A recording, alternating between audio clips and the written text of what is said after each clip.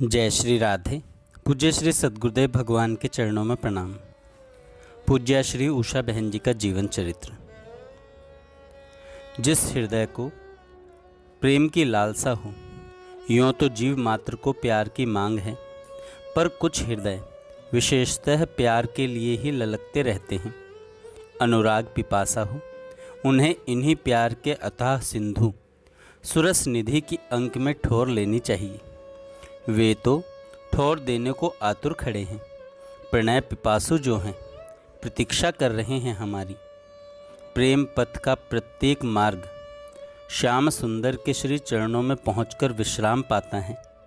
प्रणय पथ का प्रत्येक डग श्याम सुंदर में समाकर ही सफल होता है। पूज्या उषा जी के जीवन की प्रत्येक क्रिया श्याम सुंदर की ओर ही प्रवाह मान रही। उन्हीं की बात उन्हीं के साथ, प्रत्येक क्रिया प्रत्येक क्षण प्रिया प्रियतम के अनुराग से सिक्त रहा। वे सोचती तो उन्हीं के विषय में, बात करती थी तो उन्हीं की।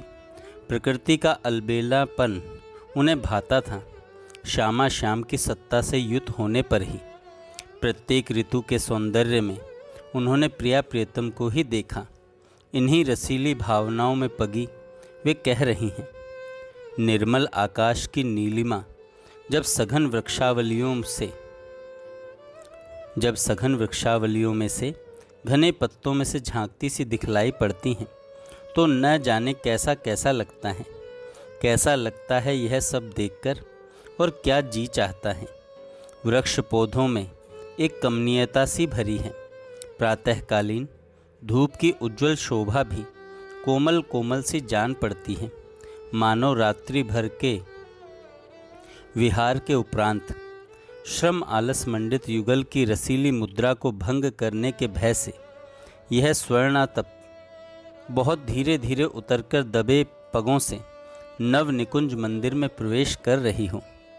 यह इस समय की कोमल प्रभा सुख कर लगती है। निद्रा मग्न युगल की अमित शोभा माधुरी, प्रगाढ़ निद्रा जाने क्यों नहीं आती इन्हें। यदा कदा गहरी नींद के अंक में आसीन होते हैं, और उससे भी न जाने कैसे कैसे क्या क्या हो जाता है कि फिर चौंक पड़ते हैं दोनों। नैनों से नैन मिले, अरुणाधरों पर बरबस ही मुस्कान छटा फूट पड़ी, और उस निद्रा आलस में ही भरे वह मंथर मुग्ध युगल किशोर किशोरी 2 अंगुल की दूरी को भी दूर कर निकटतम हो न जाने क्या क्या करते हैं। यह मधुर क्रम भोर की शीतल वेला में न जाने कितनी देर चलता रहता है, और तभी ऊपर से चुपचाप आ भीतर झांकती है सूर्य प्रभा। अपनी विहसन से पुष्प पल्लवों को उद्भासित करती सी भीतर आ इन रस मज्जित युगल के मुख झांकती हैं, और किसी भी सरस भाव विवश वे रस बावरे युगल जब फिर चौंक कर नैन उन्मीलित कर एक दूसरे को देखते हैं, तभी यह सूर्य प्रभा उन्हें धीरे से स्पर्श कर जग जाने का संकेत करती हैं।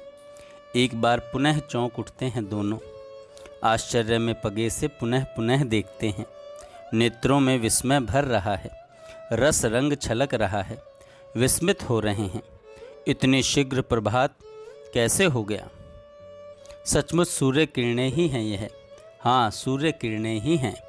रस विवश से युगल एक दूसरे को अतृप्ति असंतुष्टि भरी रस पगी चितवन से निहार रहे हैं। कहाँ तो मन की यह रसमसी दशा की सहत न खटक उसास, और पंछियों के कलित गान में सखियों की पग पायल ध्वनि का भ्रम हो जाने से रसिक युगल पुनः चौंके और बाहर झांका।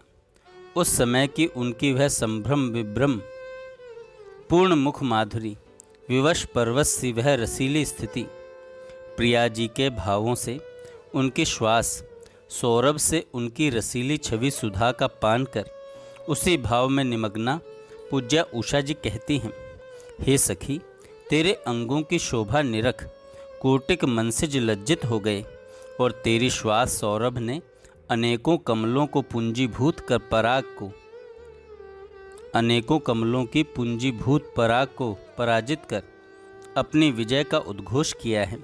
तेरी अंग कांति को निरख लज्जित हो दामिनी घन के अंक में जा छिपी। यह घनघोर घटाएं तेरे सघन केशों की छटा को निरख लजा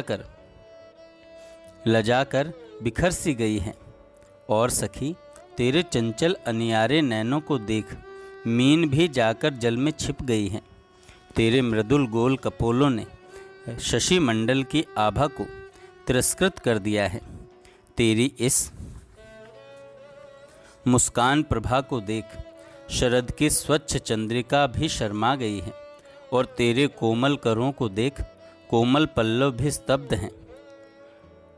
नवांकुर तो सखी तेरी मृदुल उंगलियों को निरख कर बली बली जा रहे हैं।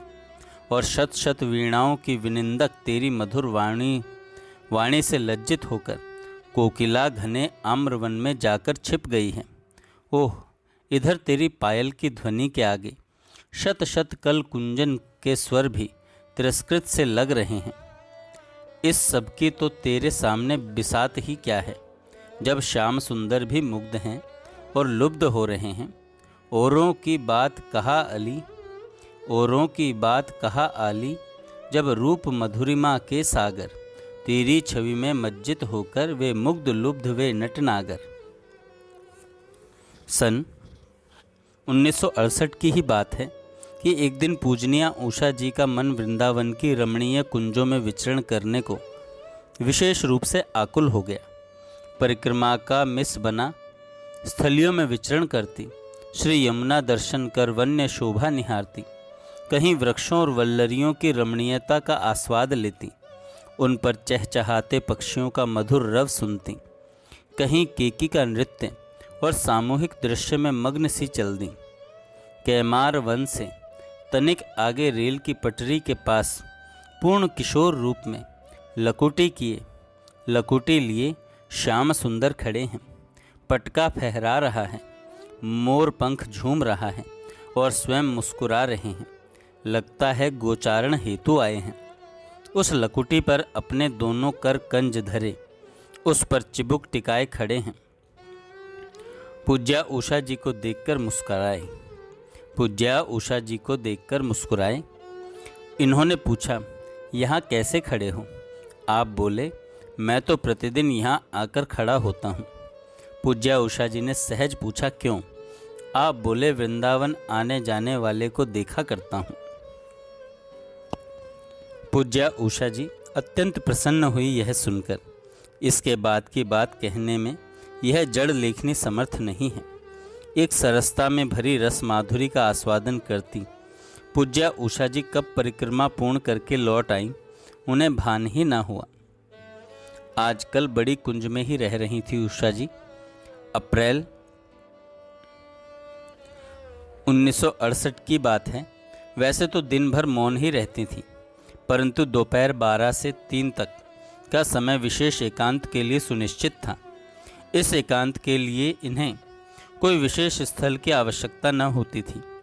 कहीं सीढ़ियों में बैठ जाती, कभी स्नान गृह में ही द्वार बंद कर बैठ जाया करती, अनेक बार खुले प्रांगण में ही बैठ जाती। आज सीढ़ियों में ही विराजमान थी। श्री ठाकुर जी वहीं प्रकट हो आकर दूसरी ऊपर वाली सीढ़ी पर विराजमान हो गए। झुककर इनके दोनों हाथों को अपने हाथों में ले इन्हें अपना सुरस आश्रय प्रदान करते हुए बोले, वाम पार्श्वंगस्थिता, और आगे की बात कौन कह सकता है। दूसरे दिन सुबह सुबह शब्दकोश देख श्री सुशीला जी को कुछ शंका हुई। उन्होंने सआग्रह इनसे कारण पूछा तो संक्षेप में यह सारी घटना सुनाई। देखिए, प्रेम एकांगी नहीं होता और न ही इसे इयता में बांधा जा सकता है। इसका स्वरूप विचित्र है, परंतु फिर भी दो प्रेमियों का पारस्परिक संबंध, उसकी मर्यादा का वर्णन क्या करें। ब्रज बालाओं के मन प्राणों की निधि, जीवन सर्वस्व यह श्याम सुंदर ही हैं। उनकी प्रत्येक क्रिया की साक्षी यह ब्रज बालाएं ही हैं। उन्हीं के आश्रित हो उन्हीं से रस याचना करती हैं और कभी कभी प्रेम के वशीभूत यह सांवर किशोर छचिया भर छाछ के लिए नाचते हैं और कुंज कुटीर में बैठो पलोटत राधिका पायन। प्रेम रसिक सम्राट हैं यह। जय श्री राधे। आगे हम कल सुनेंगे।